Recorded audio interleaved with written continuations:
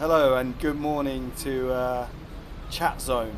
It's a new feature we're going to be running with Football ZZ, basically where we look at the football of the week, the highs, the lows, what's been happening, and we've chosen a nice venue today, Andy. We have, yeah. We're sat in front of the raging sea, the waves crashing around. We chose our venue deliberately because we wanted to start by taking a little look at Mr. Louis van Gaal. Steve, give us as a United fan, give us your take on the boss and where he goes from here. Well, obviously I'm objective as a neutral, as a journalist, but as a United fan, you're right.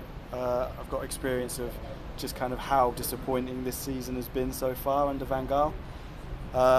Where do we go? We go to Shrewsbury, we go to New Meadow in the FA Cup this weekend, on the back of obviously losing to FC Midland, which we can't even say properly. Yeah. Feel and free to send in your answers on how you say yeah. that team.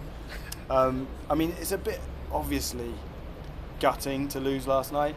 Midland have only been in existence since '99 when we won the treble, and it's just a bit of a slap in the face that we're losing in the Europa League, not the Champions League, and we're losing to a club whose history, they had no history when we were doing a treble and writing history with the likes of Giggs, Scholes, Solskjaer and everyone.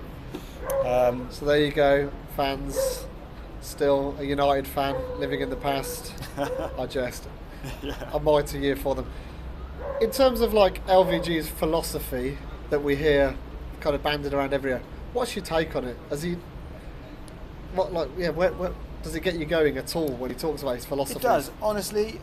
You know this. I've been very patient with Van Gaal. He's had a great history in the game. He's won things with some massive clubs. You know, you don't become a Barcelona coach or a Bayern Munich coach.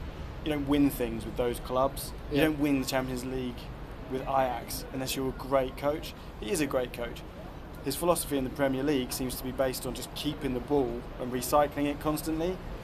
Maybe it's the culture, maybe he's not moved with the times, but at the moment he doesn't look cut out to be a Premier League manager. Yeah. And I think the pressure on him, if the unthinkable happens and we lose to Shrewsbury this weekend, I think the pressure on him is going to be huge, and I think probably we'll see him either walk or the board get rid of him. Yeah. I think everyone expects United to turn Shrewsbury over, and they should do. There shouldn't really be any doubts. We're not here to kind of presume that Shrewsbury are going to pull any amazing upset.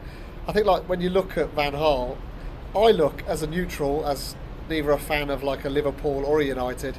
I look at Klopp and I look at Van Gaal. Van Gaal just seems to be like this stern kind of headmaster. Seems to have a laugh kind of maybe a little bit at like the shindigs at the parties, but Klopp is like the absolute opposite. He seems to like just be one of the guys, and both sides are struggling, Liverpool and United, to really get going. But if you're a player, I kind of think I'd want to be playing for Klopp as opposed to Van Gaal. What's your take on the two different styles that they bring? Yeah, I mean obviously Klopp brings such energy and charisma. Yeah. But will that stay? I don't know. You know, we're seeing Van Gaal, like we've chosen the venue. Van Gaal's getting battered at the moment. He's not getting the results. His team aren't playing football. It's a good time at the moment for Klopp, not because he's in the FA Cup, because he's out of it. They lost to West Ham, obviously. Yeah. He's on the back of a big Premier League win. Maybe those sorts of things, like with Klopp, you get the downs, but then you go and get a 6-0 win. Then you go and see some energy, like you saw when Liverpool turned over City.